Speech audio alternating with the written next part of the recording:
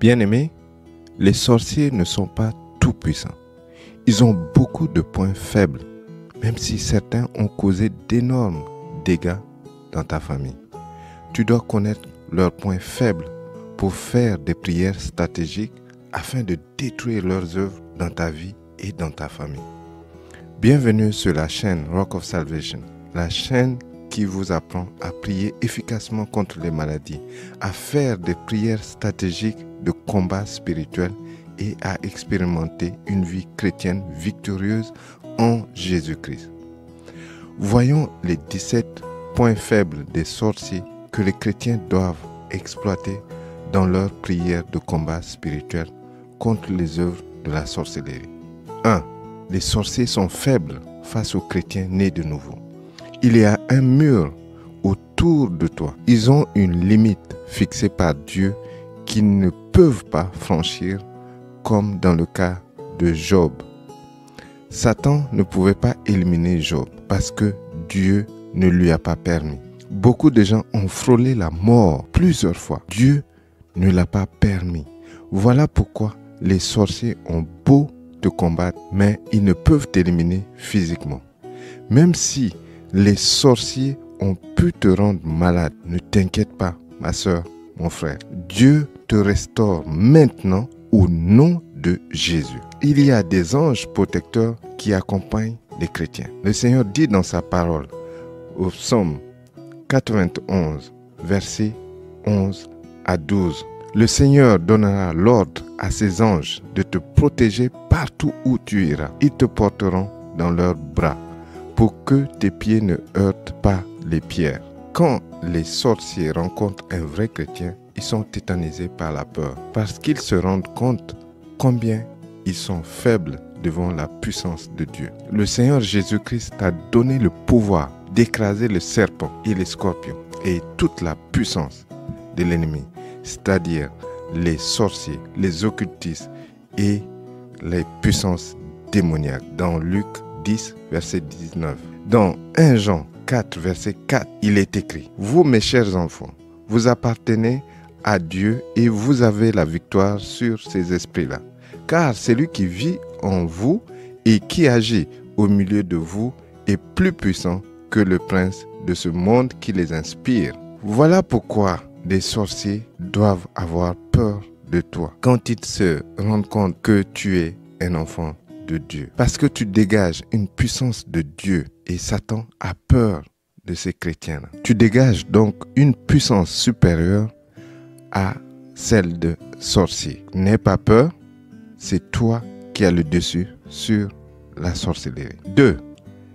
Les sorciers sont faibles quand leur secret est dévoilé. Leur puissance de nuisance s'affaiblit quand leur secret est dévoilé. L'entourage des sorciers est informé de leurs pratiques par diverses manières, soit par les songes, les visions, les discernements des esprits, les révélations ou simplement par une observation de leur comportement. Dieu peut exposer les sorciers et leurs pratiques et dévoiler au grand jour. La sorcellerie fait partie des sciences occultes, donc ce qui est caché aux non-initiés. Les sorciers agissent dans l'ombre et font tout pour que leurs victimes ne soient pas au courant de leurs pratiques et encore moins de leurs attaques. C'est un peu comme si tu souffres et tu ne sais d'où vient le mal, ou le médecin n'a aucune idée de l'origine de la maladie qui te ténaille depuis quelques années. Le jour où tu découvres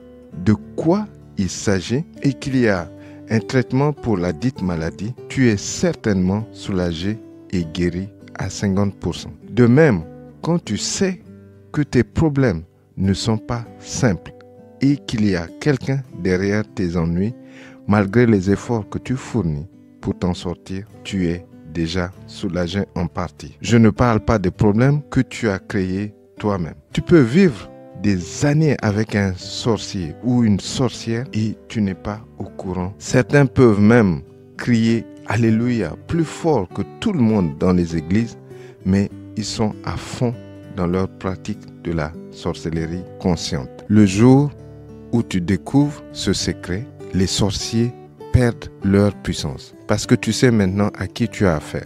3. Leur mode opératoire est mis à nu. Quelle tactique les sorciers ont mis en place pour t'avoir dans leur filet? Est-ce qu'ils passent par l'envoûtement de nourriture ou les relations sexuelles dans les rêves pour t'affaiblir? Est-ce par des provocations ou les disputes qu'ils cherchent à t'affaiblir spirituellement pour que tu puisses leur ouvrir les portes de ta vie? Lorsque tu es au courant de leur mode opératoire, tu prendras tes précautions pour éviter leur piège. Du coup, le pouvoir qu'ils ont sur toi s'affaiblit considérablement. Ils ne peuvent plus te contrôler comme une marionnette. Auparavant, tu étais ignorant de leur jeu. Tu encaissais les coups left and right. Pour connaître les tactiques de l'ennemi, il faudrait s'appuyer totalement sur le Saint-Esprit qui te donne le discernement. Il pourra te révéler les choses cachées. Tu auras des outils pour faire des prières chirurgicales de combat spirituel. Lorsque tu as la confirmation qu'un sorcier te combat, tu connais ses modes opératoires. Les puissances maléfiques s'affaiblissent énormément.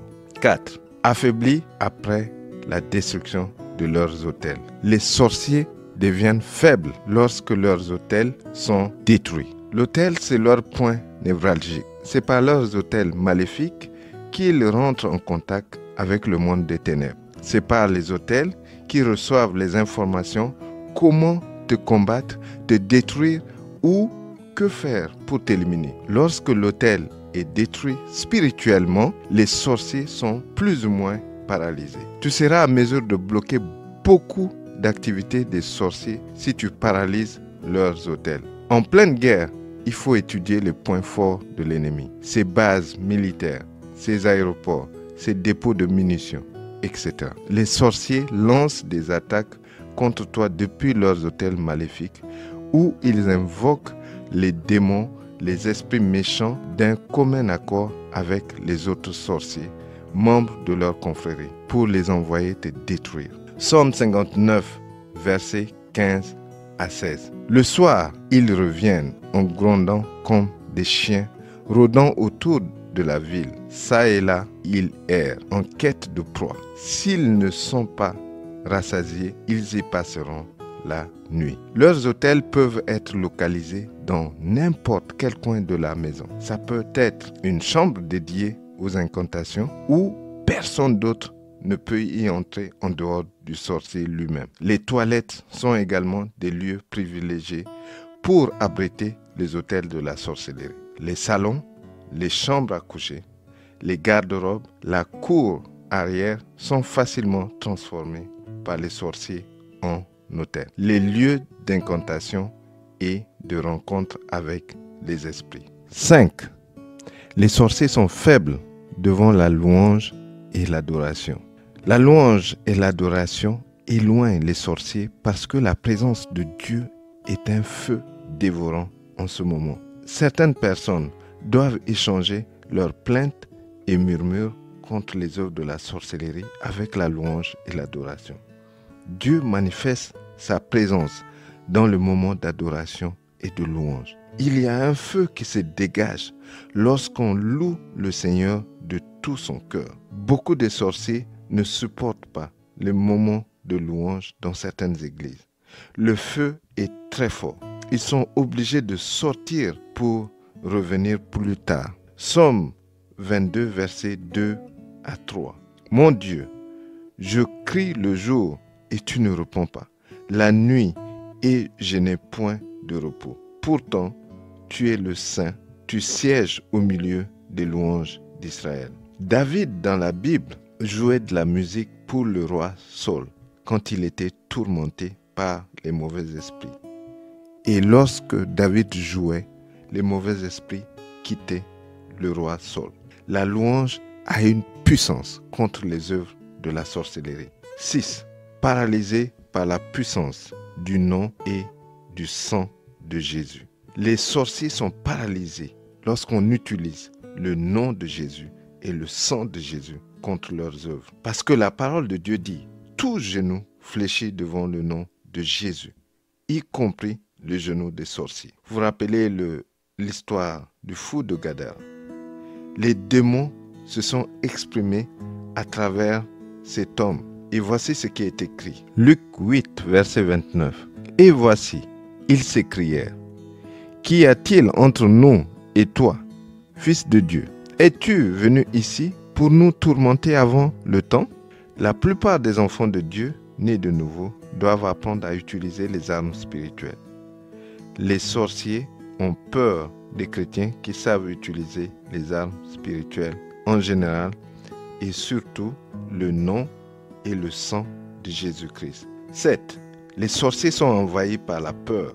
Certains sorciers sont arrogants et sont très sûrs d'eux, mais lorsqu'ils rencontrent une résistance et que leurs attaques contre toi se terminent par un échec, ils paniquent.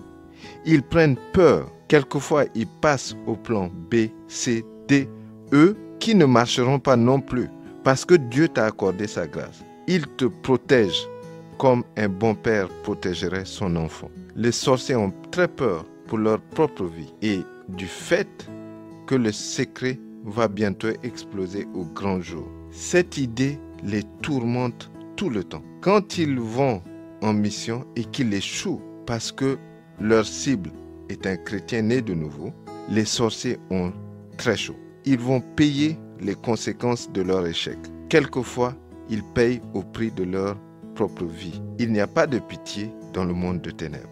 8. Leur maître, Satan, est infidèle. Satan est décrit dans la Bible comme le père de mensonges. Les sorciers ne peuvent pas compter sur Satan et les démons à 100%. Quand le combat spirituel fait rage, ils sont abandonnés à eux-mêmes.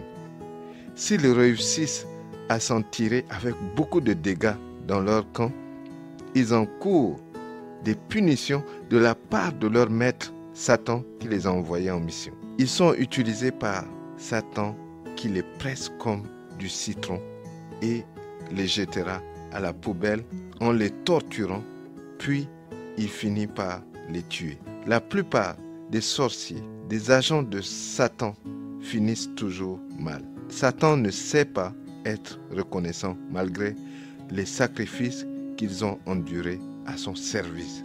Satan est infidèle et en réalité, il déteste tous les hommes, y compris les sorciers qui sont faits à l'image de Dieu.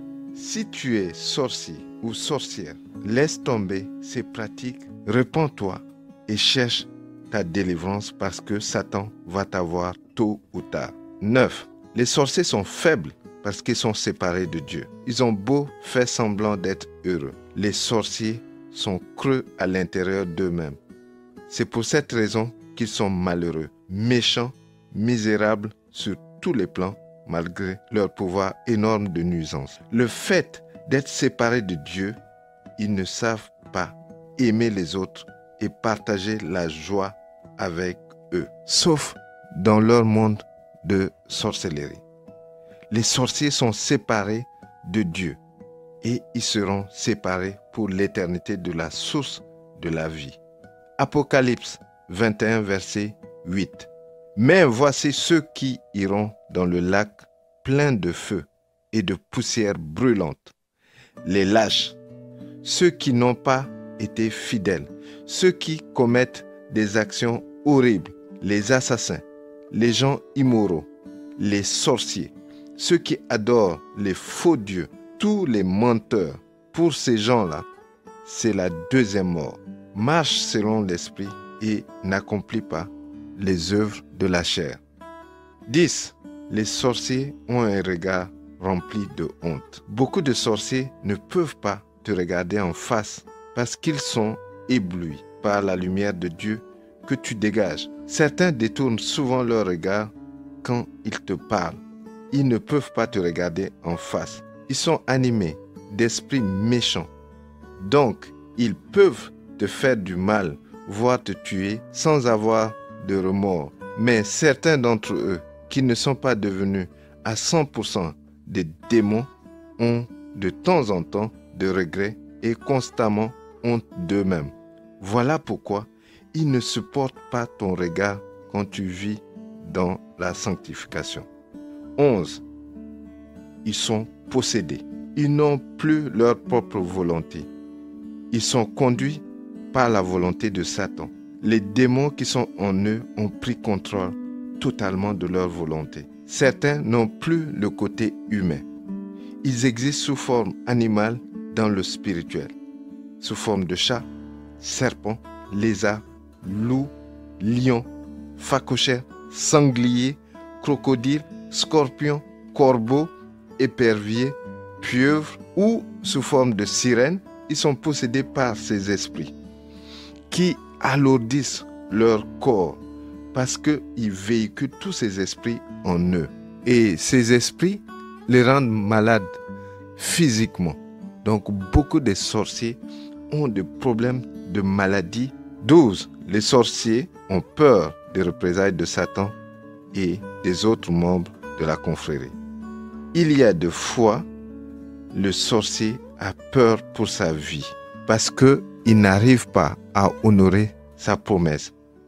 Ils doivent absolument faire des sacrifices et des offrandes quand c'est leur tour.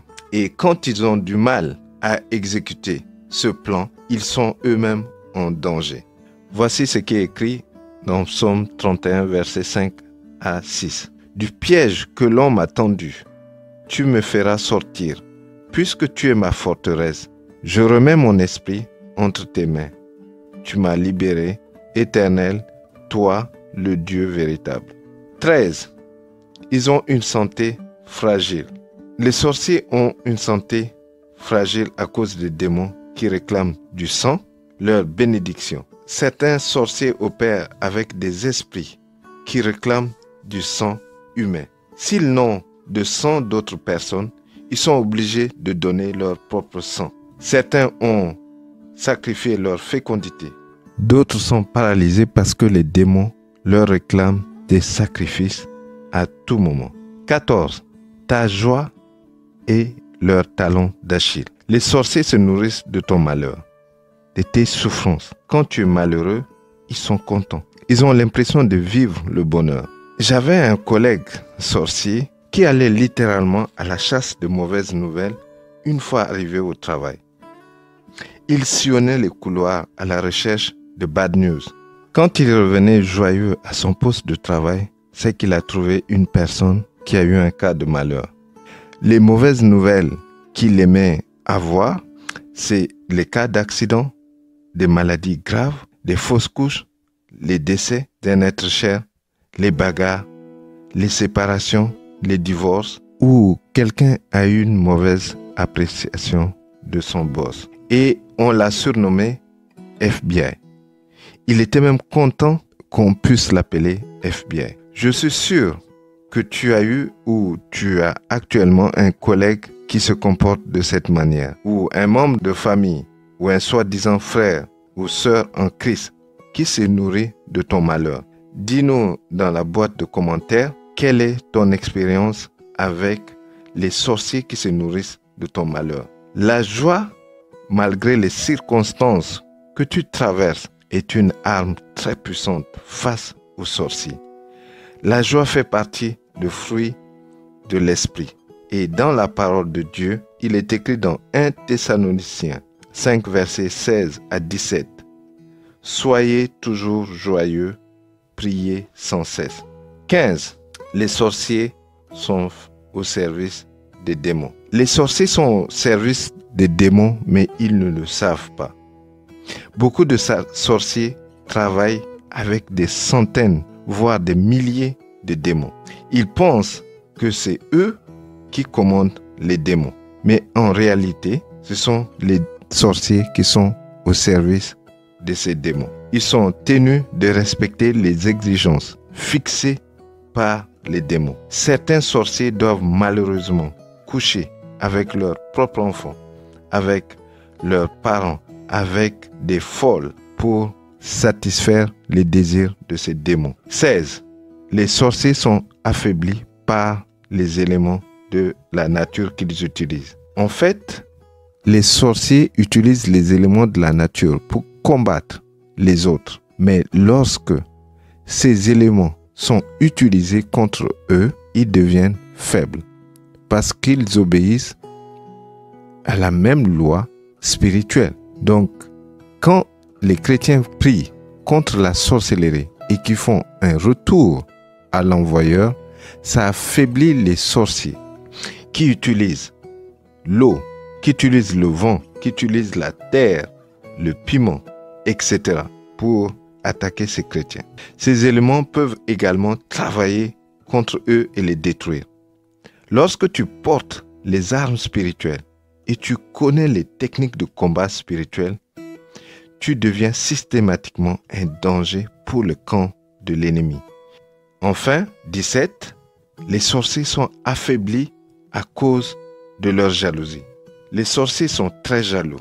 Leur cœur est rempli de la jalousie.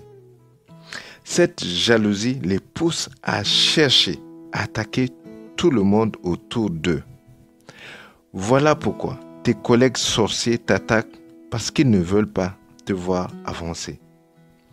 Ils sont tellement jaloux qu'ils font quelquefois d'erreurs fatales d'attaquer les gens qu'il ne faut pas attaquer. Et ils récoltent le fruit de leurs attaques. Parce qu'il y a des chrétiens qui ne se laissent pas faire et les sorciers sont obligés de payer des pots cassés. Ce sont là les 17 points faibles des sorciers que tu peux exploiter.